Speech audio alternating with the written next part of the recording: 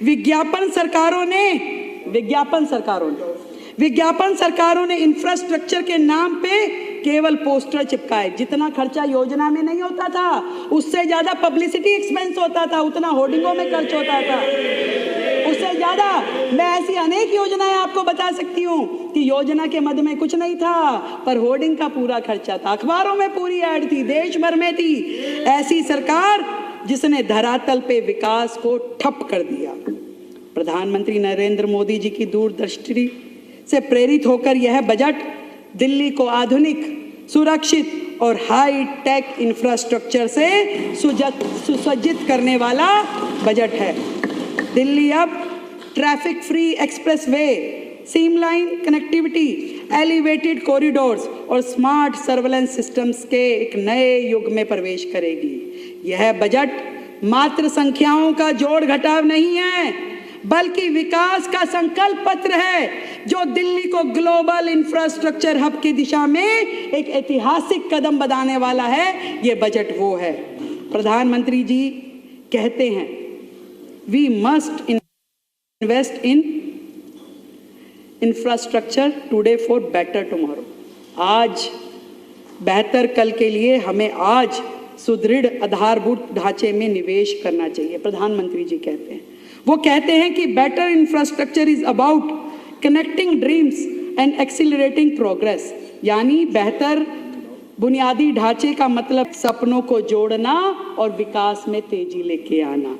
प्रधानमंत्री जी के दिखाए हुए इस रास्ते पे चलते हुए मैं अध्यक्ष महोदय आपके माध्यम से इस सदन को सूचित करना चाहती हूं कि सड़क परिवहन राजमार्ग मंत्रालय भारत सरकार के द्वारा और शहरी विकास मंत्रालय के आदि के तहत उपलब्ध धनराशि के माध्यम से इंफ्रास्ट्रक्चर के प्रोजेक्ट को लॉन्च करके केंद्र सरकार के सहयोग से एनसीआर क्षेत्र के साथ दिल्ली की कनेक्टिविटी में सुधार के लिए 1000 करोड़ रुपए आवंटित करने का प्रस्ताव है।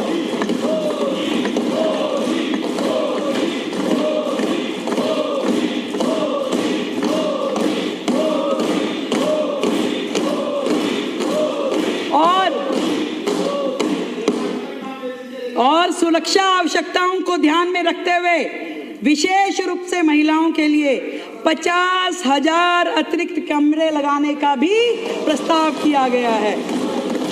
दिल्ली में सड़क और पुल इंफ्रास्ट्रक्चर के सुधार के लिए 3,843 करोड़ रुपए की राशि आवंटित की गई है। 3,843 करोड़ रुपए की योजना विभाग के अंतर्गत एक नई योजना शुरू करने का प्रस्ताव किया गया है और उसमें भी मुख्यमंत्री विकास निधि के रूप में 1400 करोड़ रुपए के बजट का प्रावधान किया गया है। जो पहले की सरकारों में खर्च नहीं होता था, पड़ा रहता था, वो आपको छोड़ो अपने विधायकों को भी नहीं देते थे, उनकी भी प्रोजेक्ट फाइलें लटकी रहती थी। आप चिंता मत करिए, सबको काम करने के लिए फंड मिलेगा, सबको मिलेगा, चिंता मत कीजिए, सबको मिलेगा। 2025-26 में राष्ट्रीय राजधानी क्षेत्र दिल्ली के विकास के लक्ष्यों को प्राप्त करने के लिए इंफ्रास्ट्रक्चर प्रोजेक्ट के लिए केंद्र सरकार से वित्त पोषित परियोजनाओं के लिए योजना विभाग के तहत 1000 करोड़ रुपए का प्रस्ताव किया जा रहा है। आज हम एक बार फिर दिल्ली को नया रूप देने के लिए प्रतिबद्ध है। हम एक ऐसी मजबूत और पारदर्शी नींव रखेंगे जिसे फिर कोई कमजोर ना कर सके। हमारा सपना है एक समृद्ध सशक्त दिल्ली का, एक वैश्विक शहर जो हर चुनौती का सामना कर सके और दुनिया में नेतृत्व करने की क्षमता रखता हो, ऐसा शहर दिल्ली को बनाना है अध्यक्ष जी। देश की राजधानी होने के बावजूद दिल्ली का बहुत बड़ा हिस्सा आज भी झुग्गी झोपड़ी और जे कॉलोनियों में रहता है। पिछले कई वर्षों से भारी भरकम बजट रखा जाता था परंतु खर्च नहीं होता था और उनमें बेसिक सुविधाएं भी मुहैया नहीं करवाई गई। कितने दुर्भाग्य की बात है अध्यक्ष महोदय। भारत रत्न आचार्य विनोबा भावे जी ने कहा कि वास्तविक उन्नति तभी हो सकती है जब उसका लाभ सभी को प्राप्त हो, ना कि कुछ लोगों तक सीमित हो, सभी को प्राप्त होना चाहिए, तभी रियल डेवलपमेंट किसी राज्य की संभव है। और इसलिए झुग्गी झोपड़ी और जे कॉलोनियों में बुनियादी सुविधाएं मुहैया करवाने के लिए सरकार की ये सबसे बड़ी प्राथमिकता है। हम झुग्गी झोपड़ी और जे कॉलोनियों के विकास के लिए ड्यूसिप को 696 करोड़ रुपए आवंटित करने जा रहे हैं। 696 करोड़ रुपए। आज भी झुग्गी के लोग गंदे टॉयलेट ब्लॉक इस्तेमाल करने के लिए मजबूर हैं।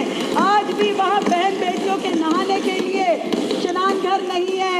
आज भी उनके बच्चों को खेलने के लिए कोई झूले नहीं है।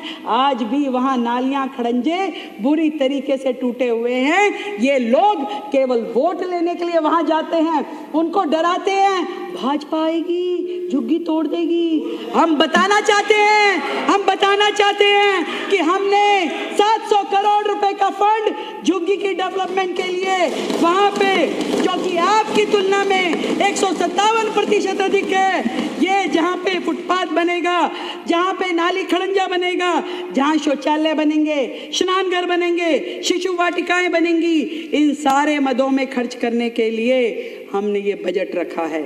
पहली बार इतिहास में अब झुग्गी वाले भी अपना जीवन जी सकेंगे। पिछली बार अध्यक्ष जी,